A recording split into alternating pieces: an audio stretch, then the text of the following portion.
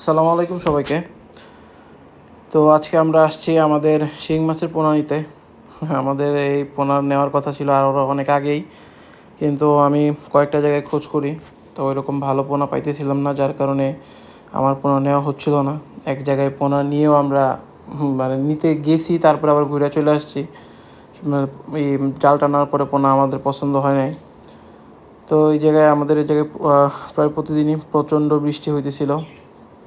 আজকেও সকালবেলা ভাবছিলাম বৃষ্টি কম হবে, কিন্তু দেখি যে না, আসার পরেই প্রচুর বৃষ্টি শুরু হয়ে গেছে আবার।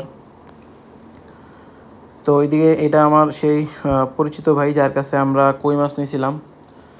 তো উনি শিঙের রেণু ছাড়ছিল বেশ কিছুদিন আগে, আমাকে বলছিল, কিন্তু আমার খেয়াল ছিল না। তো ফাইনালি ওনার সাথে আবার আমার দেখা হয়েছে।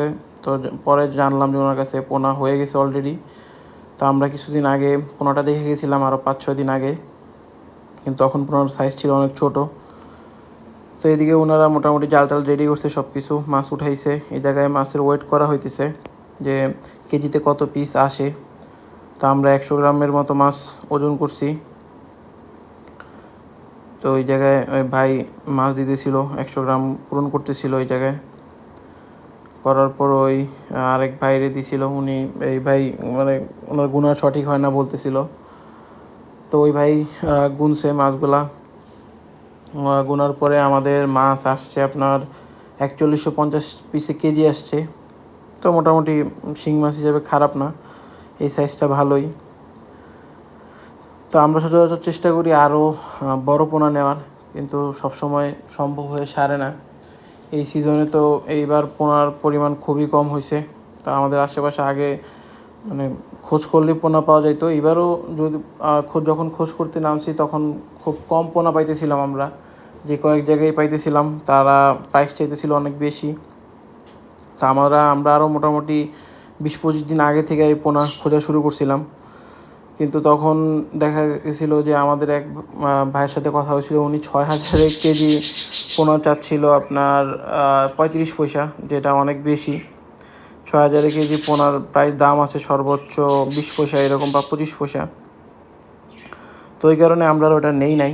ওই জায়গায় ওনার পোনাটা আমাদের নেওয়ার কথা ছিল, কিন্তু ওনার পোনা বুঝলাম না কী কারণে জানি বড়ই হইতেছিল না। আমরা ওনার জন্যই প্রায় 15 দিনের মতো ওয়েট করছিলাম, কিন্তু কাজ হয় নাই। তো ফাইনালি এই জায়গায় আমাদের সব কিছু ঠিকঠাক হয়, আমরা পোনার ডেট ফিক্স করে তো পোনা নেই। আমরা এই পোনাটা নিয়ে গত 4 তারিখে। তো এই পোনাটা আমাদের নেওয়ার কথা ছিল আরও একদিন আগে, কিন্তু আমরা বৃষ্টি বাদলার কারণে নিতে পারি নাই। তো এই জায়গায় আমাদের পোনার ওজন করা হইতেছিল যে আমাদের কত কেজি পোনা নেওয়া লাগবে। তা আমাদের প্রায় 48 কেজি সামথিং পোনা নেওয়া দরকার ছিল। তা আমরা তাই নেই।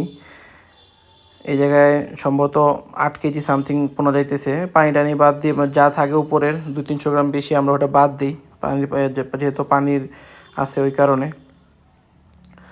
আর বায়োফ্লোকে যারাই চাষি আছেন না কেন, যা সবসময় চেষ্টা করবেন যে একদম যত কাছ থেকে পোনাটা নেওয়া যায়, কারণ দূরের পোনা নিয়ে কাজ হয় না। আমরা অনেকবার দেখছি দূরের পোনা নেওয়ার সাথে সাথে পরের দিন অনেক মাছ আমাদের মারা গেছে।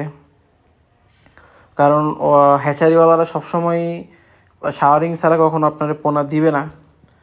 শাওয়ারিং করতে গেলেই পোনাটা অনেক ঘষা খায়, আর ওই ঘষাতেই দেখা গেলো ওনারা আয়না দিয়ে যাবে, ঠিকঠাক মতোই আসবে, কিন্তু আপনার এই জায়গায় পরের দিন থেকেই মারা যাওয়া যে শুরু হবে, সেটা কবে গিয়ে থামবে তার কোনো ঠিক ঠিকানা নাই।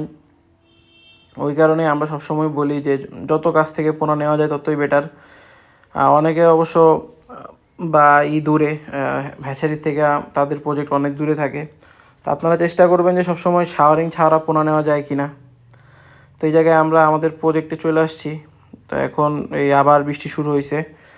তো এই বৃষ্টির মধ্যে আমরা পোনাগুলো ছাড়তেছিলাম। তো আলহামদুলিল্লাহ আমাদের পোনা খুবই সুস্থ ছিল, কোনো সমস্যা কোনো কিছুই হয় নাই। আমরা 2 লাখ পোনা নিছি। তো 2 লাখ পোনা আমরা একটা ট্যাঙ্কের মধ্যেই ছাড়ছি।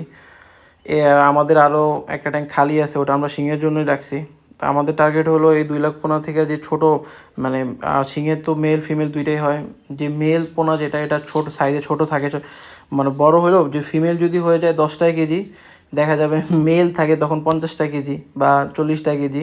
যার কারণে মেলটা অনেকেই পালে না, বা যারা বাইচা ফালাই দিতে পারে তো ফালাই দিতেই পারে, আবার বিক্রির সময় অনেকে মেলটা বাইচা বাইচা ফেলে।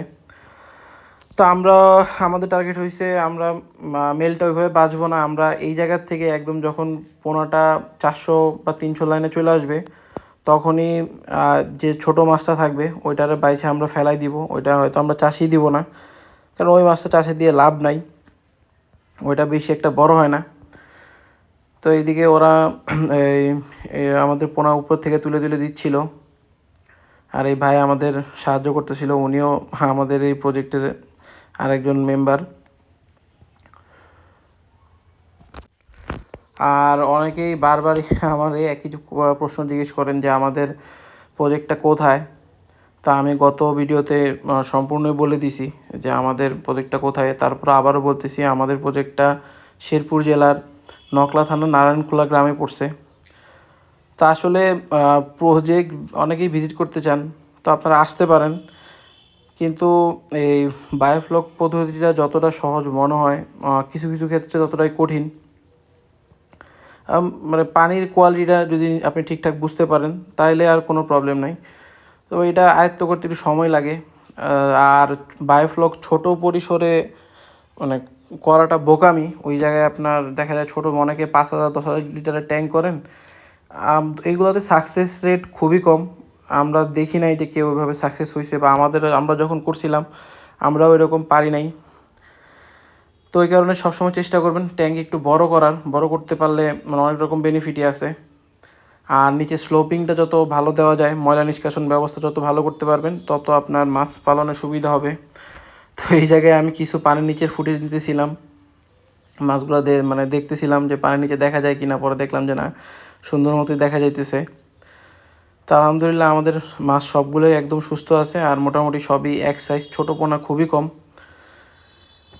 আমরা রাতের বেলায় এই জায়গায় খাবার দিছি মাছের, দেখতেছিলাম মাছ কী পরিমাণ। তো আমি মাছ দেখে অবাক হয়ে গেছি, পুরা ট্যাঙ্ক চুইরা শুধু মাছ আর মাছ।